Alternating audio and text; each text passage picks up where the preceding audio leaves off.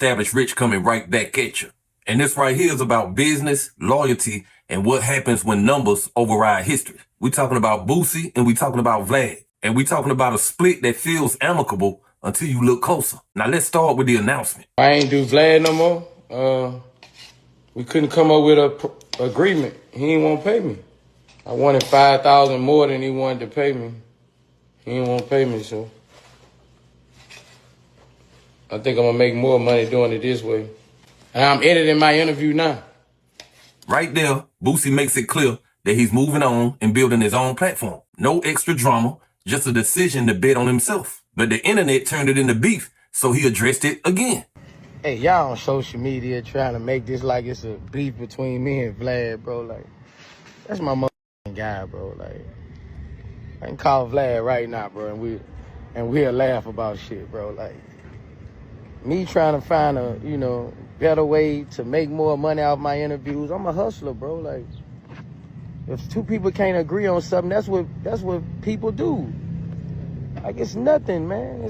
It's no big deal at all, bro. Like, now, he's saying they still cool. It's no beef. It's just business. And on the surface, that sounds clean. It sounds mature. But here's what people forget. Before any of this, Boosie was holding Vlad down when it wasn't a popular thing to do. So why do people say Vlad is the police, though? I've never incriminated nobody on there. I've never said nothing to start a beef on there. I've never had no backlash. Everybody loved my interviews on Vlad. So you're saying those people, huh? You're saying you know how to handle yourself on the internet. Yes, and you should know how to if you're a criminal. Or you're a rapper. It's just sometimes rappers go on there and don't forget they're criminals. You can't blame Vlad. You can't blame him. What the fuck? Be mad at Vlad, man. People always like, what the fuck? Like, you got, people do that because I don't know, but you can't if you incriminate yourself about something. I want to get a little deep real quick. How the hell I been in all these damn interviews? I ain't never incriminated myself. That's what I was always wondering. Yeah. I'm the fucking police. Thanks. Now, Boosie, he ain't sent me to jail.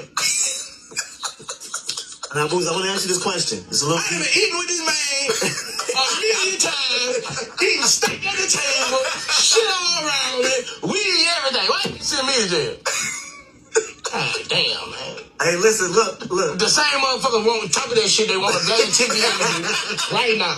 If you call the same motherfucker talking that shit and say Vlad wants you, where you think they going? They going to see Vlad. Yeah, man.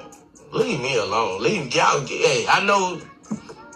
And hey, bro, and like he said, bro, I wake up to this in my email, like, who said Vlad the fucking police? I'll be like, God damn. He do be saying He has an email. He has a motherfucking Instagram. Yeah, thanks. Bullshit. Vlad just got that boy just died. He went on Vlad. Now this right here matters because when everybody was calling Vlad a federal agent, Boosie stood 10 toes down and he kept showing up. He didn't distance himself. He didn't play both sides. He gave Vlad street validation when it was risky to do so. And let's be real about something. That wasn't just loyalty. That was value. Because in this culture, a cosign is currency. And Boosie brought people to Vlad who never would have even clicked on his platform otherwise. He turned VladTV into a destination, not just a channel.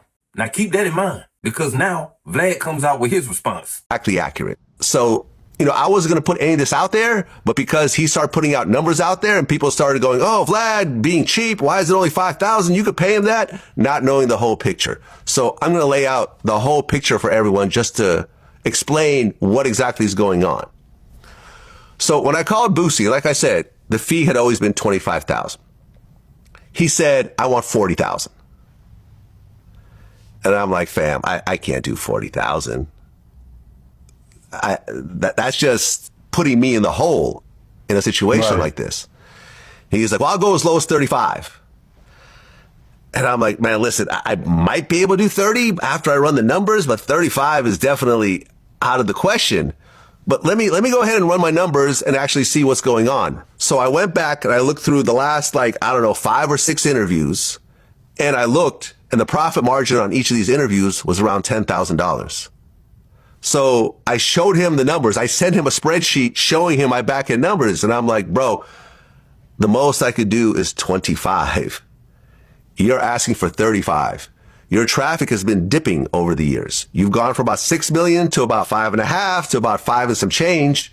So you're looking at about maybe a 10, 15% decrease in views, which means a 10 to 15% decrease in revenue, as you know, but you're asking for a 40% increase in appearance fee, a 40% increase.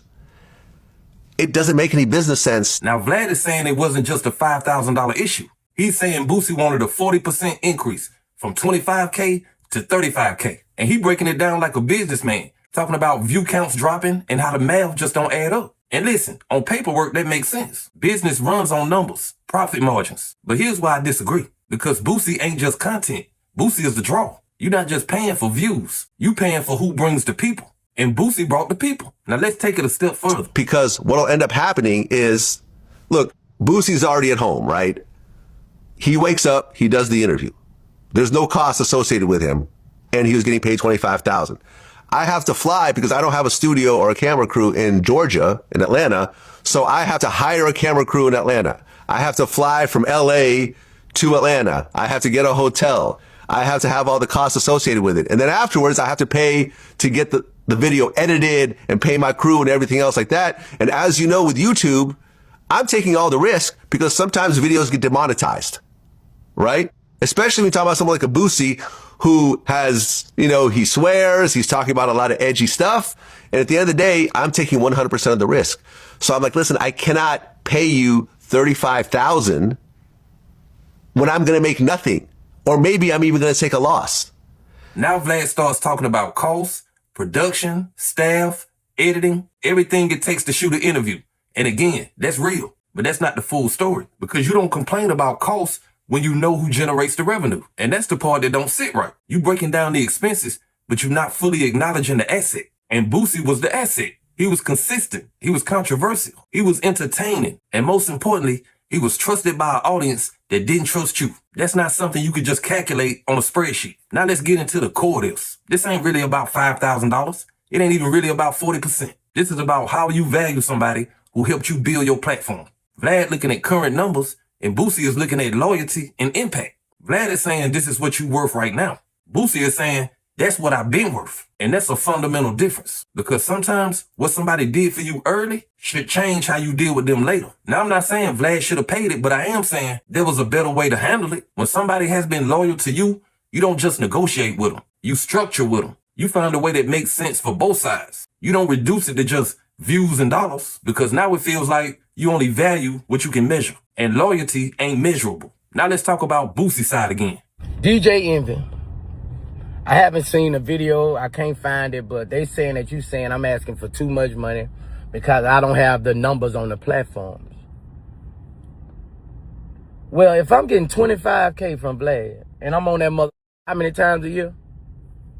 And now I ask for 35. I haven't been on there for seven months. How am I asking for too much money?